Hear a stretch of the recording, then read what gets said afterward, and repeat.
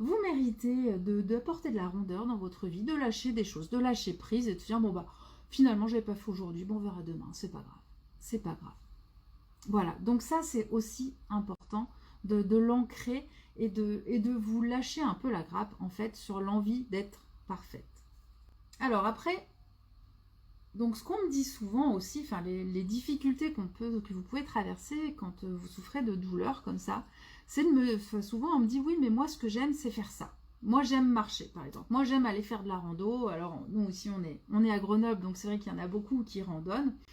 Moi j'aime franchir les sommets, moi j'aime grimper, j'aime tout ça. Bon, on est d'accord, aujourd'hui vous ne pouvez plus. Aujourd'hui vos douleurs vous disent stop. Donc aujourd'hui, oui, la marche, eh bien peut-être que c'est le moment de dire stop. En plus, ce que j'aurais envie de dire, c'est qu'en vrai, si vous réfléchissez aujourd'hui, est-ce que vous aimez encore marcher? Et je pense que non, puisque marcher vous fait mal. Donc aujourd'hui, en gros, oui, vous aimiez marcher jusqu'à ce que vous ayez mal, mais aujourd'hui, la douleur est tellement présente que finalement, vous n'aimez plus marcher. Sauf que vous restez un peu bloqué dans ce que vous aimiez avant et les choses évoluent dans la vie. En fait, il y a tout plein de choses. Alors, il y a des activités, même ce qu'on peut aimer. Des fois, un jour, on était plus jeune, on aimait manger du Nutella, puis en vieillissant, on aime un peu moins.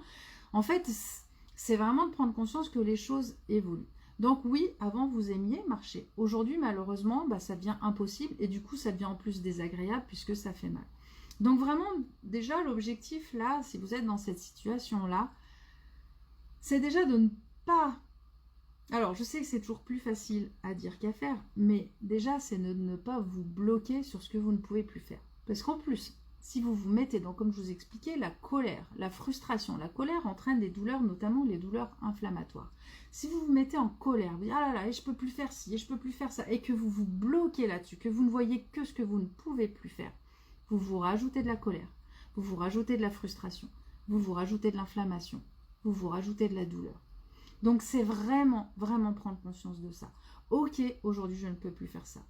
Bon, c'est dommage, j'aimais bien. Mais là, de toute façon, je ne prends plus de plaisir à le faire parce que ça me fait mal. Donc, qu'est-ce que je peux faire d'autre?